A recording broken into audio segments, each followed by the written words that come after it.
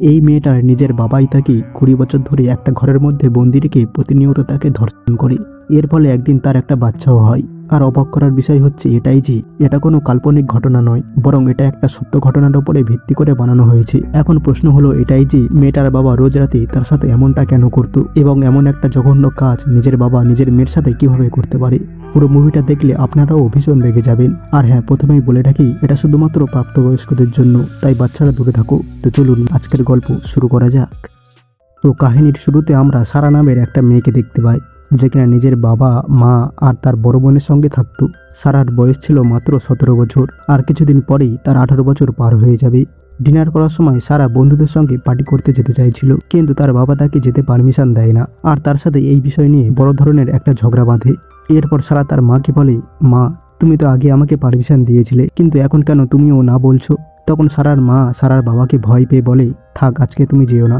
আর এই কথা শুনে সারার অনেক মন খারাপ হয়। তারপর সারার বাবা সারার উপর রাগ করে তাকে রুমে পাঠিয়ে দেয়। এরপর সারা তার রুমে চলে যায়। তার রুমে তার বড় বোন এমিও ছিল, সে তাদের সাথেই থাকতো, কারণ সে দূরে কোথাও একটা চাকরি করছিল।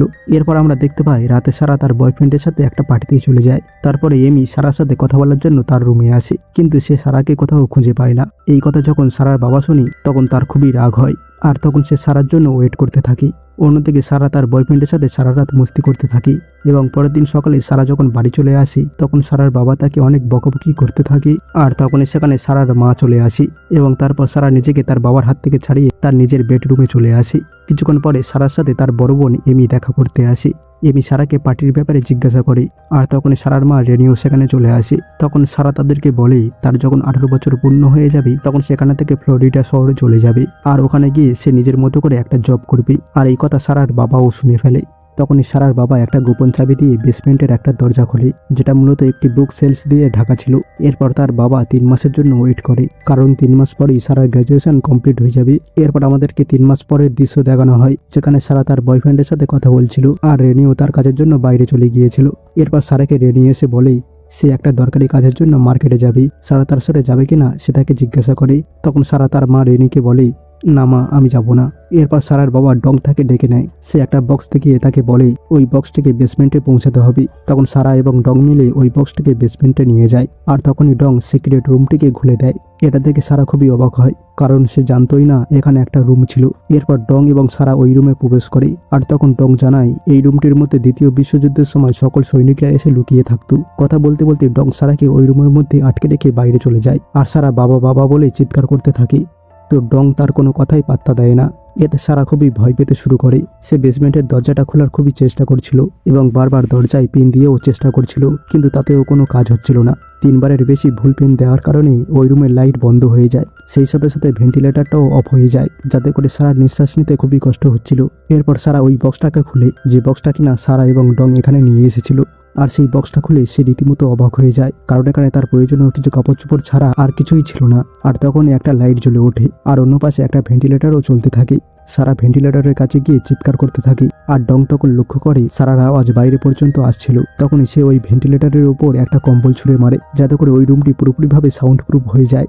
সারার কোনো শব্দ যেন ওই রুম থেকে বাইরে আসতে না পারে। ওই দিন রাতে সারার মা এবং তার বোন এমি তার জন্য খুবই চিন্তা করতে থাকে। তার মা ভাবতে থাকে তার মেয়ে কোথায় গেল।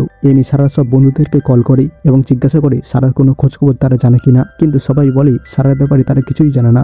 আর আমরা দেখতে পাই এখানে ডং খুব আরামেই বসে থাকে, কারণ সে জানতো যে সারার সাথে কি হয়েছে। পরের দিন আবারও সারা চেষ্টা করে পিন দিয়ে দরজা খোলার জন্য, কিন্তু বারবার পিন নাম্বার ভুল দেওয়ার কারণে লাইট চলে যায়। অবশ্য আবার কিছুক্ষণের মধ্যেই লাইট চলে আসে, আর ভেন্টিলেটরগুলোও চালু হয়ে যায়। সারা একটা বাস্কেটের মধ্যেই টয়লেট করে।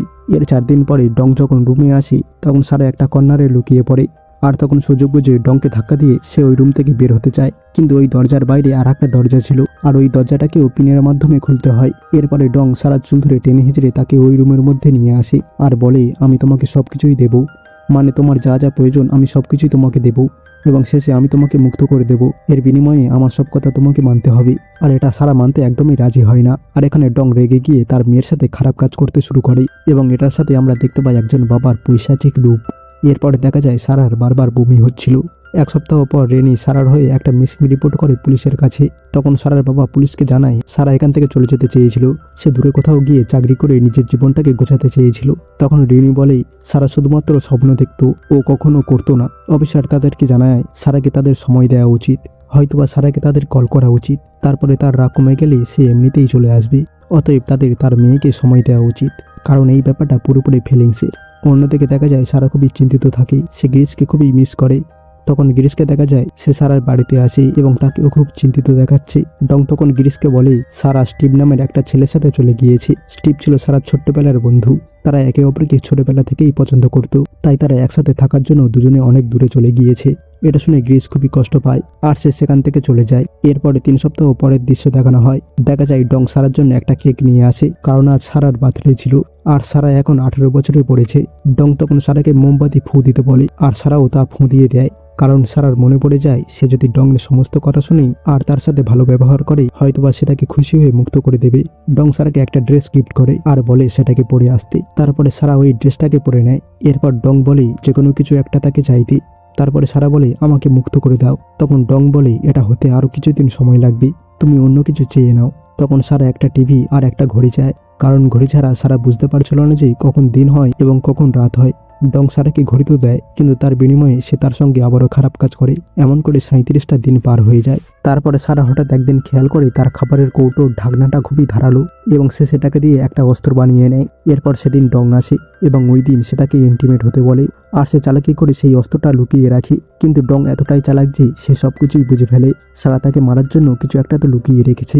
এটা বুঝতে পেরে ডং সারাকে মেরে একটা হাত ভেঙে দেয় এবং সারাকে অনেক মারধর করতে থাকে। এইভাবে সারা বন্দী হয়ে আছে প্রায় 1 বছর হতে চলল। আর তখন আমরা দেখতে পাই সারা প্রেগনেন্ট আর ডং সেখানে সারার খাবার বানানোর জন্য একটা জায়গা করে দিচ্ছিল। আর তখনই সারার পেটে ব্যথা শুরু হয়, অর্থাৎ সারার ডেলিভারির সময় হয়ে গিয়েছে। এরপরে সারা একটা কন্যা সন্তান প্রসব করে। ডং এসে দেখতে পায় সারা অলরেডি একটা মেয়ে সন্তান জন্ম দিয়েছে, কিন্তু সারা এতে মোটেও খুশি নয়। আর এভাবে চলতে চলতে 4টা বছর পার হয়ে যায়। অন্যদিকে রেনি তার কথা চিন্তা করতে করতে সারাক্ষণ কান্না করতে থাকে। এরপরে আমরা দেখতে পাই সারা আবারও প্রেগনেন্ট। ডং তখন সারাকে বলে আজ তার প্রমোশন হয়েছে। এরপরে ডং তার আসল ওয়াইফের কাছে চলে আসে, মানে সারার মা রেনির কাছে চলে আসে এবং বলে আজ আমার প্রমোশন হয়েছে। তখন রেনি বলে আজ যেহেতু তোমার প্রমোশন হয়েছে তাহলে চলো আমরা সারাকে খোঁজার জন্য একজন প্রাইভেট ইনভেস্টিগেটর খুঁজি, যে কিনা আমাদের মেয়ের খোঁজ দিতে পারবে। এটা শুনে ডং অনেক রেগে যায় আর তার মাকে বলে ওকে খোঁজার একদমই কোনো দরকার নেই, আমাদের অলরেডি একটা মেয়ে আছে, যে চলে গিয়েছে তাকে তার মতো করে থাকতে দাও। এ কথা বলে সে রেনিকে ধমকাতে ধমকাতে সেখান থেকে চলে যায়। এরপর ডং সারাদের জন্য একটা টিভি নিয়ে আসে। এটা দেখে সারা আর সারার মেয়ে খুবই খুশি হয়। এটা তো সারার জন্য অনেক বড় একটা ব্যাপার ছিল, যে কিনা এত বছর ধরে একা একা এই রুমের মধ্যে একঘেয়ে একটা জীবন কাটিয়েছে। এভাবেই করে তার সময় কাটতে থাকে। তারপরে সারার একটা ছেলে সন্তানের জন্ম হয়। এমনি করে একদিন সারার মেয়ে মিলির খুবই জ্বর হয়, ও খুবই অসুস্থ হয়ে পড়ে। তখন ডং তার জন্য ওষুধ নিয়ে আসে, কিন্তু ডং যে ওষুধটা নিয়ে আসে সেই ওষুধটা মূলত প্রাপ্তবয়স্কদের জন্য, যেটা সারা তার মেয়েকে খেতে দেয় না। তখন ডং বলে তুমি ওর মা, তুমি সবকিছু ভালো বোঝো, তুমি সবকিছু হ্যান্ডেল করো। তখন সারা তার বাবার উপর খুব রেগে যায়। এরপর সারা মিলিকে একটা গল্প শোনায়।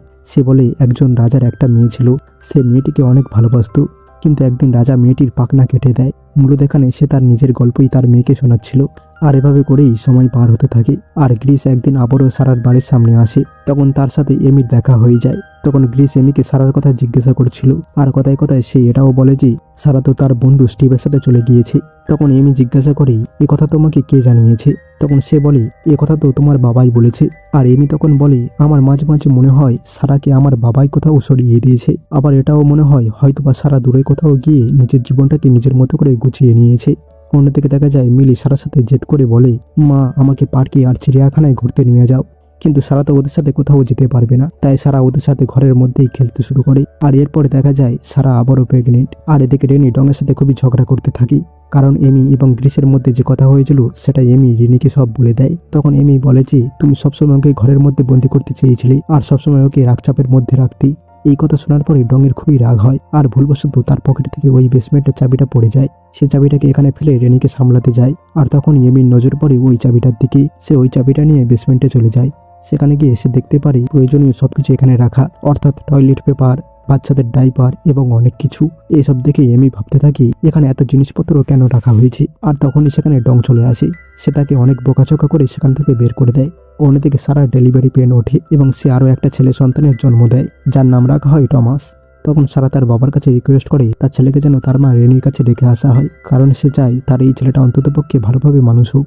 আর এই কারণেই ডং একটা প্ল্যান বানায়। সে সারার নতুন বেবিকে রেনির দরজার কাছে রেখে আসে এবং তার কান্নার আওয়াজ শুনে রেনি ঘর থেকে বের হয় এবং সেখানে সে সারার একটা চিঠি পায়, যেখানে লেখা থাকে, ডিয়ার মম, ও আমার ছেলে, আমাদের কাছে এত টাকা পয়সা নেই যা দিয়ে আমরা ওকে মানুষ করতে পারবো, তাই ওকে তোমার কাছে রেখে গেলাম। এটা থেকে রেনি খুবই কষ্ট পায়। সে টমাসকে ঘরের ভিতরে নিয়ে যায়। তখনই ডং ওই ব্যাগের মধ্যে আর একটা চিঠি দেখতে পায়, যেখানে সারা লিখেছিল যে বাবা আমাকে বেসমেন্টে আটকে রেখেছে।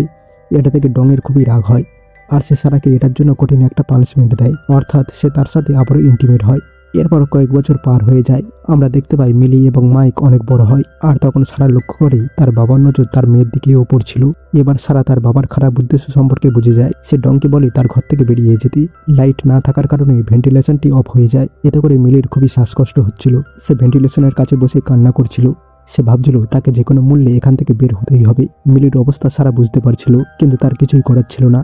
অন্যদিকে টমাসকে তার দিদা খুব ভালোভাবেই বড় করছিল। এরপর হঠাৎই একদিন বৃষ্টি হচ্ছিল এবং সেই বৃষ্টির জল সারার গায়ে পড়ছিল। তখন সারা বুঝতে পারে এখান থেকে বের হবার কোনো না কোনো পথ রয়েছে। সারা নোটিস করে ছাদের এক কোনায় কিছুটা কাঁচা দেয়াল রয়েছে, যেটা খুঁড়তে পারলে হয়তো কোনো সাহায্য পেলেও পেতে পারে। এরপর সে ওই জায়গাটিকে খুঁড়তে থাকে। খুঁড়তে খুঁড়তে রাত হয়ে যায় এবং ওই খোদাই হওয়া জায়গাটা দিয়ে সারা লাইট মারে। আর তখনই একটা লোকের নজর পড়ে ওই লাইটটার দিকে। কিন্তু বিপত্তি ঘটে তখনই, যখন লোকটি তার বাবাকে গিয়ে বলে যে আপনার বেসমেন্ট থেকে একটা লাইটের আলো দেখা যাচ্ছে। তারপর ডং এসে সারাকে আবারও মারধর করতে শুরু করে। তখন মিলি এবং মাইক খুবই ভয় পায়, কিন্তু অতিরিক্ত পেটে ব্যথা হওয়ার কারণে সারার পেটের বাচ্চাটি এখানেই মারা যায়, যার ফলে মিলি অনেক দুঃখ পায় এবং সারাও অনেক কান্নাকাটি করতে থাকে। আর এদিকে ডং ওই বাচ্চাটিকে নিয়ে গিয়ে কবর দেয়। এরপরের দিন যখন ডং আসে, তখন সারা তাকে জিজ্ঞাসা করে টমাস কেমন আছে। ডং তাকে জানায় টমাস খুবই ভালো আছে, আর ও পরের সপ্তাহে টুর্নামেন্টে খেলতে যাবে। মাইক তখনই বলে ওঠে, আমিও খেলতে যেতে চাই, আমাকে কবে বাইরে যেতে দেবে। ডং তখন জানায়, যখন তোমার মা আমার সমস্ত কথা শুনবে তখনই তোমরা কেবল বাইরে যেতে পারবে। তখন সারা বলে, মাইক যা বলছে সবই ভুল বলছে, ওর কোনো কথা শুনতে হবে না। এরপর ডং ওখান থেকে উঠে চলে যায়। মাইক আর মিলি ওর মায়ের সাথে চিৎকার চেঁচামেচি করতে শুরু করে আর বলে, আমরা কি ভুল করেছি যার জন্য তুমি আমাদেরকে বাইরে যেতে দিচ্ছ না। আর এরপর ওরা বাইরে যাওয়ার জন্য জেদ ধরতে থাকে। সারা তাদেরকে বলে, আমি যা করছি তোমাদের ভালোর জন্যই করছি, তোমাদেরকে এখান থেকে প্রোটেক্ট করার জন্যই করছি। কিন্তু তবুও ওরা এই কথা মানতে চায় না। এরপর এতে করে সারার অনেক রাগ হয়, আর সারা ঘরের সমস্ত জিনিসপত্র ভাঙচুর করতে শুরু করে। এরপরে সারা নিচে শুয়ে পড়ে আর গ্রিসের কথা মনে করতে থাকে, কারণ সারার জীবনে পাওয়া ভালো মুহূর্ত ওটাই ছিল। গ্রিসের সাথে কাটানো মুহূর্তগুলো সে কখনোই ভুলতে পারবে না। তখন মাইক আর মিলির খুবই খারাপ লাগছিল যে ওদের ব্যবহারের জন্য তার মা এত চিন্তিত আর এত দুঃখ পাচ্ছে। এরপর তারা দুজনে মিলে সমস্ত আসবাবপত্রগুলো আবারও ঠিক জায়গায় গুছিয়ে রাখে আর সারার কাছে এসে মাপ চায়। সারা সবকিছু বলে দেয় যে ডং তার সাথে কি কি করেছে। এইসব শুনে তারা খুবই ঘাবড়ে যায়। এতে করে তারাও অনেক কষ্ট পেতে শুরু করে। আর হঠাৎ করে মিলির অ্যাজমা অ্যাটাক হয়। সারা তাদেরকে জড়িয়ে ধরে বলে, আমি তোমাদেরকে খুবই ভালোবাসি। এরপর একদিন ডং সারার সাথে খারাপ ব্যবহার করেছিল। তখনই মাইক এসে ডংয়ের গায়ে হাত তুলে। এরপর ডং সেখানে থেকে চলে যায়, কিন্তু যাওয়ার সময় সে রুমের লাইটও বন্ধ করে দিয়ে যায়। কিছুদিন পর ডংয়ের চাকরি চলে যায়। মূলত তার চাকরির সমস্ত টাকা সারা এবং সারার বাচ্চাদের পেছনে চলে যেত। রেনি তখন ডংকে জিজ্ঞাসা করে, ডংয়ের এত টাকা পয়সা কোথায় চলে যায়, সে কিভাবে খরচ করে এত টাকা। অন্যদিকে সারা ভেন্টিলেশনের জন্য দেয়ালের কিছু অংশ ভেঙে ফেলে। তখন ডংয়ের কাছে ঘর ছাড়ার জন্য লিগাল নোটিশ আছে, কারণ সে ঘরের জন্য ঠিকমতো ভাড়া পরিশোধ করতে পারছিল না। এখন ডং সবকিছু আর আগের মতো হ্যান্ডেল করতে পারছিল না। তাই সে সিদ্ধান্ত নেয় সে সারা আর তার ছেলে মেয়েদেরকে মেরে ফেলবে। এরপর ডং একটা পাইপ ভেন্টিলেশনের ভিতর দিয়ে প্রবেশ করায়, যেটা দিয়ে সে গাড়ির স্মোক দিয়ে তাদেরকে মেরে ফেলবে। তখনই টমাস সেখানে চলে আসে আর ডং বাধ্য হয়ে গাড়িটা বন্ধ করে দেয়। সারা বেসমেন্টে বন্দী আছে প্রায় 20 বছর হতে চলল। এদিকে দেখা যায় মিলির আবারও অ্যাজমা অ্যাটাক হয়, কেননা বাইরে ওরা বারবিকিউর একটা পার্টি করছিল আর সেই বারবিকিউর ধোঁয়া রুমের ভিতরে প্রবেশ করছিল। ওই দিন রাতে ডং তাদের ঘরে আসে। তখন সারা তাকে অনেক রিকোয়েস্ট করে। ডং প্রথমে রাজি হতে চায় না, কিন্তু সারার অনেক রিকোয়েস্ট করার পর ডং রাজি হয় মিলিকে হসপিটালে নিয়ে যেতে। কিন্তু সে মাইককে এখানেই রেখে যায়। সারা যখনই বাইরে আসে তখনই চোখের সামনে ওদের ঘরটিকে দেখে আর তার সামনে তার আগের স্মৃতিগুলো ভেসে ওঠে। ডং ওদের হসপিটালে নিয়ে যায়। এখানে ডক্টর অনেক কষ্টে মিলিকে বাঁচায়। তখন সেখানে একজন নার্স আসে আর সে সারাকে একটা ফর্ম ফিল আপ করতে বলে, কিন্তু সারা এতদিন পরে বাইরে এসে খুবই ইমোশনাল হয়ে যায় আর তার চোখের জলে ফর্মটি ভিজে যায়। এরপর ডং যখন একটা নতুন ফর্ম আনতে যায় তখন সারা সুযোগ বুঝে ওই নার্সের কাছে যেতে থাকে এবং ডং ও পিছনে পিছনে আসতে থাকে আর সারা নার্সকে জড়িয়ে ধরে বলে, প্লিজ হেল্প মি। তখনই ওখানে ভাগ্যক্রমে একজন পুলিশ অফিসার চলে আসে আর ডংকেও ধরে ফেলে। সারা সাহায্যে ডংয়ের সমস্ত অপকর্মের কথা এক এক করে সবার সামনে প্রকাশ হতে থাকে। বেসমেন্ট থেকে মাইককেও বের করা হয়।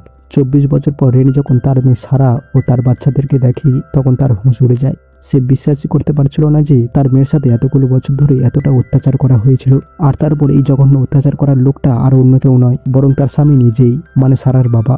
এরপর ডংকে জেলে পাঠিয়ে দেওয়া হয় আর সারা এখন অবশেষে পুরোপুরিভাবে মুক্ত হয়ে যায়। কিন্তু তার মাথায় যে এত বছরের বেসমেন্টের মধ্যেকার স্মৃতিগুলো ছিল, সেগুলো থেকে বেরিয়ে আসা এতটাও সহজ ছিল না। এর কিছুদিন পরে দেখা যায় তারা 3 ভাই বোন মিলে একসাথে খেলাধুলা করছে, আর সারা তার মা এবং বোনের সাথে বাইরে বসে আছে। আর তখনই সেখানে গ্রিস আসে। গ্রিস এখনো বিয়ে করেনি, কারণ সে এখনো সারাকে ভালোবাসে। গ্রিসকে দেখে সারা খুবই খুশি হয়। এরপর গ্রিস সারাকে নিয়ে বাইরে ঘুরতে যায় এবং তারা অনেকক্ষণ ধরে একাকী টাইম স্পেন্ড করে, এবং এটার সাথেই মুভির সমাপ্ত হয়ে যায়। এটা একটা সত্য ঘটনা ছিল, যেখানে 1984 সালে সারা নামের একটা মেয়েকে তার বাবা বেসমেন্টের মধ্যে বন্ধ করে রেখে দিয়েছিল এবং সে মুক্তি পেয়েছিল 2008 সালে। এই খবরটা বাইরে আসতেই পুরো দুনিয়া অবাক হয়ে যায়। আর সবাইয়ের মনে একটাই প্রশ্ন ঘোরাঘুরি করতে থাকে যে একজন বাবা যার উপর তার মেয়ে সব থেকে বেশি ভরসা করে, যাকে নিজের রক্ষক মনে করে, সে তার সাথে এমনটা কিভাবে করতে পারে। তো বন্ধুরা, এটাই ছিল আজকের সত্য ঘটনা অবলম্বনে নির্মিত মুভির গল্প গার্ল ইন দ্য বেসমেন্টের কাহিনী। কেমন লাগলো আজকের মুভির গল্প অবশ্যই কমেন্ট করে জানাবেন। দেখা হবে পরের ভিডিওতে। Till then, bye by.